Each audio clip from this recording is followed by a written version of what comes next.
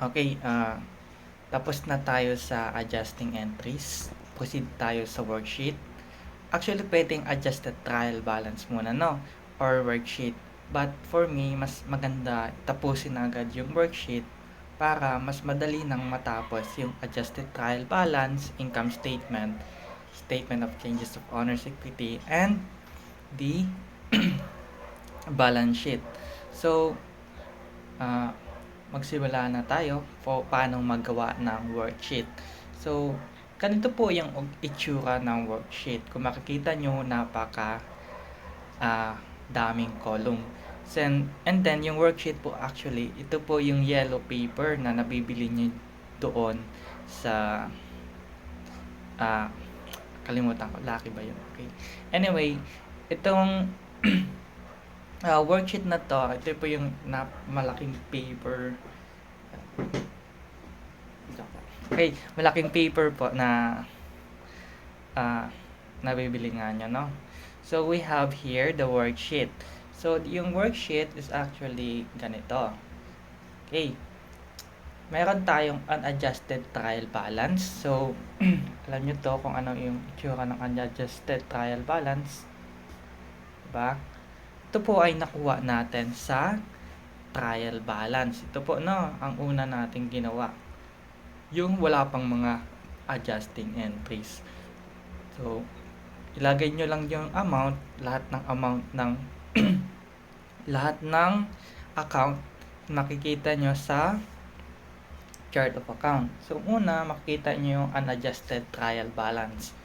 Yung cash, ito, 258, 60, 70, and 50,000 respectively. And yung total amount was actually 530,000. Wala pa tayo ditong nangyayaring adjustment. Kasi nga, trial balance pa lang, unadjusted trial balance pa lang, okay? Kung makikita nyo, same yung amount po, no, ng 530,000 pag inad po lahat, okay? Unadjusted trial balance. Next, we have adjusting entries. Sir, saan po yan makikita naman? Okay, last video, ginawa natin was adjusting entries. So, doon po yun makikita. So, yung adjusting entries natin was here. Okay, naalala pa to last time. Supplies, expense, unearned revenue, service revenue. Okay. Ang pag-ano po niyan is, 'di ba, inayos natin yung ledger, no? Actually, pwedeng gamitin agad to or sa ledger. Okay. Supplies expense, ilan yung amount? 50,000. So, supplies expense, hanapin yung supplies expense. We have here. Ito po yung supplies expense. 50,000 po ang nilagay natin. Debit. Kasi naka-debit din po doon. No? 50,000 pesos. Now, ano yung kasama niya na 50,000 din? That is supplies. Naka-credit. Kung ito 50,000, naka-debit sa... Okay, sorry. Ito here. Asa na? Okay, ito. 50,000. Okay. Here, ang 50,000, i-debit natin sa 50,000 din yung supplies. Ay, credit natin, sorry. Credit natin yung supplies. Dito yung supplies na, nakita nyo. Credit, 50,000 pesos. Ulitin ko po na kasi medyo nagkulonan din. Okay. We have here adjusting entries. Supplies expense was debited 50,000 pesos. Then, lagay mo sa worksheet, 50,000 din yung sa adjusting entries natin na 50,000. Then, yung supplies naman is credited. Kung mapapansin nyo, 50,000 was credited, no? Credited, 50,000. So, sa worksheet was actually 50,000 din. Okay? 50,000 din yung sa worksheet. So, nakita nyo, 50,000. Then, next tayo sa unearned revenue, which is 80,000. So, dinebit siya, 80,000. Then, lagay natin sa worksheet, 80,000 unearned revenue. Okay, here, we have 50,000. No, why 80,000? Now, why is, it should be 80,000, no? So, dito pa lang nakita natin, nagkamali tayo, no? So, 80,000 ba? Yes, 80,000 po, no? So this should be 80,000. 80,000 po ito. Since 80,000 yung unearned revenue natin, tingnan nga natin. Try natin, tingnan muna, check natin anong nangyayari nung una. Una was, we have 80,000 talaga. December 31, nangyari was unearned revenue. So ganito na, wag po kayong magpanic kung sakaling nagkamali din kayo. So we have unearned revenue 80,000, no. So na-render natin yung service, so debit din tayo 80,000. So tama po 'yan, no. So ayusin natin yung worksheet natin. Okay? So ang worksheet natin should be 80,000. Okay, 80,000 po ito. Since 80,000 yung unearned revenue natin na dinebit, napansin nyo ba? 80,000. Yung sa kabilang natin should be 80,000 din. Yung 80,000 natin was service revenue. So this should be 80,000. Okay. This should be 80,000. Okay. Since we have here 80,000 na, both side, ang ating unearned revenue was 80,000 and service revenue was credited to 80,000. Okay, tapos na tayo sa unearned revenue. Proceed tayo sa cash. Cash was debited 40,000. Okay, napansin nyo, 40,000 naka-debit. Now, ilalagay natin siya sa adjusting entries. 40,000. Now, tapos na tayo sa 40,000. Punta naman tayo sa kabila. So, accounts receivable, 40,000 credited. So, napansin nyo, magkatabi lang siya, no? Cash and accounts receivable, 40,000 and 40,000. Then, proceed tayo sa next. We have rent expense. Rent expense was debited 15,000. Rent expense, 15,000. Then, yung sa prepaid rent natin was actually 15,000. Prepaid rent, dapat nag-credit din tayo na worth 15,000. So, tama po noon, the debit and credit. Now, proceed tayo sa next naman. Okay, pag hindi po naintindihan, balik lang ulit kayo sa video. Okay, i-adjust nyo lang. Anyway, next is depreciation expense or office equipment. That is 3,000, dinebit niya. Okay, kung 3,000, hanapin lang natin yung depreciation. Nandito, 3,000 po, no? Yung kapartner nito was accumulated. Naka-credit po, 3,000. Then, anong next na gagawin? Ito total po lahat ng adjusting entries, no?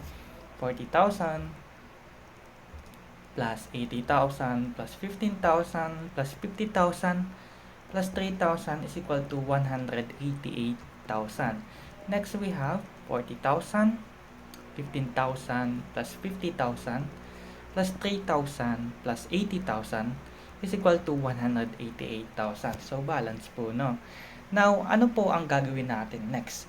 Next is, ang gagawin po natin is adjust po natin. We have here adjusted trial balance. So, ang gagawin po natin sa adjusted trial balance, para hindi kayo malito, dadahin-dahanin ko po, no? So, we have 258,700 nung wala pang adjustment. Nung nagkaroon ng adjusting entries, madagdag tayo 40,000. 40,000 plus 258,700, we get 298,700. Okay, add po. Bakit in-add? Pareho po naka-debit. No? Ang nature ng cash, that is debit. No? So, 258,700 plus 40,000, 298,700. Next, proceed tayo sa 40,000. Accounts receivable was 40,000 pesos. Then, may adjusting entries tayo na 40,000. Kung napapansin nyo, yung accounts receivable was debit, yung original niya, no? That is yung nature niya talaga, tataas siya sa debit side. Then, sa adjusting entries, naka-credit na siya na worth 40,000. Then, ano po yung gagawin natin? I-deduct po, no? Kasi magkaiba sila, debit and credit. 40,000 minus 40,000 is equal to 0 po, no? Okay, next, may adjustment ba tayo sa prepaid? Okay, pansin nyo na may adjustment tayo sa prepaid. 60,000 minus 15,000, we get 45,000 pesos. Bakit nakuha yan? Kanina naka-debit 2, no? Na 60,000. Then, napapansin nyo sa adjusting entries was credited to 15,000 pesos. So, ang gagawin lang natin, i-deduct lang po 60,000 to 15,000. Makukuha po natin is 45,000 pesos. Next, meron din tayong adjustment sa supplies. We have 70,000. Kasi nga, supplies on hand was given was 20,000. Susulat ko lang yan. So, ang tanong is ilan yung ang nagastos natin. So, that is 50,000. So, 70,000 minus 50,000 ang kukuha po natin was 20,000 pesos. Next, we have 50,000. Meron ba tayong adjustment? Wala po, no? Next, accumulated, meron tayong adjustment. Kung wala dito siyang amount, since nadagdagan siya 3,000, 0 plus 3,000 is actually 3,000. Or ilagay lang natin sa kabila yung 3,000 sa adjusted trial balance. Now, 10,000, meron ba tayong adjustment?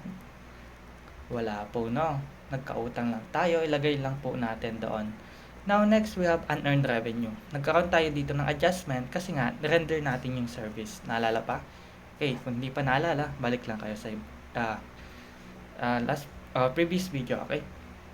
Unearned revenue was 80,000. And dinebit natin kasi nga natapos na nating render yung service. Wala na tayong utang, no? So 80,000 minus 80,000 was actually 0. Nasa credit side po kasi nga yung nature ng accounts payable was always in credit side. Siyan sa mag-increase sa credit side. Okay, we have 10,000, no? Next, we have owner's equity, 300,000. Wala po itong pagbabago, no? Wala tayong adjustment. Withdrawal, wala din po. So, that is actually 50,000 then in debit side. Okay, next we have revenue. Revenue was 140,000. Then remember, may na-render time service. So, we add 80,000 nga. Kasi nga, may nadagdag tayong pag-render ng service. So, we have 80,000. So, 80,000 plus 140,000, we get 220,000. Both sila naka-credit side, di ba? Kasi nga, yung service revenue was actually increased in credit side. Lagi siyang tumataas sa credit side. So, 140,000 plus 80,000 was actually 220,000 pesos. Next, we have rent expense. Rent expense, wala tayo. Nung nagkaroon ng adjusting entries, meron na tayo. Kasi ano yung adjusting entries ng rent expense was actually the prepaid rent. Okay, 15,000 in debit natin. Then, maglalagay din tayo sa adjusted trial balance na 15,000. Okay? 15,000. Next, we have 1,300. Kung mapapansin nyo, so, utilities expense was 1,300. Wala naman pa itong adjustment. Sorry. Sasabihin sa ako. Okay, 1,300. Lagay lang natin ulit sa debit side. 1,300 pesos. Next, we have supplies expense. Dito, nagkaroon tayo ng adjustment, which is actually 50,000 na naka-debit. No? Adjusting entries, 50,000. Then, alagay lang natin sa adjusted trial balance, we have 50,000. Kasi wala namang iba, no? 50,000 lang, debit. Next, we have,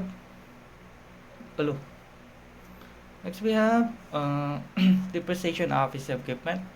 Same lang to kanina sa accumulated, kasi actually 3,000. But here, naka-debit siya, no? Kasi nga, magka-contra account sila. Okay, so we have depreciation. Wala yung spelling natin. Pansin ko. Depreciation. Okay. Depreciation, ano to? Depreciation. Okay. So, we have depreciation worth 3,000 and 3,000 din po, no? So, anong next natin gagawin? I-add po lahat. So, pag in-add po natin, we have, recall ba ito? Okay, na-add po siya, no? Napapansin nyo? Pati itong 0. Okay. 0 itself, you cannot add. Huwag na natin add. Kasi 0 naman. Okay. 533,000. Kasi, pag in-add po ito na 298,700 plus 45,000 plus 20,000 plus 50,000 plus 50,000 plus 15,000 plus 13 plus 50,000 plus 3,000 is equal to 533,000. Dapat, this one should be total sa credit side. So, ano ba yung dapat? So, yung credit side natin was 3,000 plus 10,000 plus 300,000 plus 220,000 plus 530,000 Ay, no. Pag ito inad na 5, ang equal po nito was 532,000. So, balance po tayo, no? So, we have now adjusted trial balance. The income statement was actually the revenue and expense only. So, ito, hindi mo na ito papansinin kasi para yan sa balance sheet. Up here, simula dito, papunta doon, balance sheet po yan, or simula asset, lahat ng equity that is balance sheet.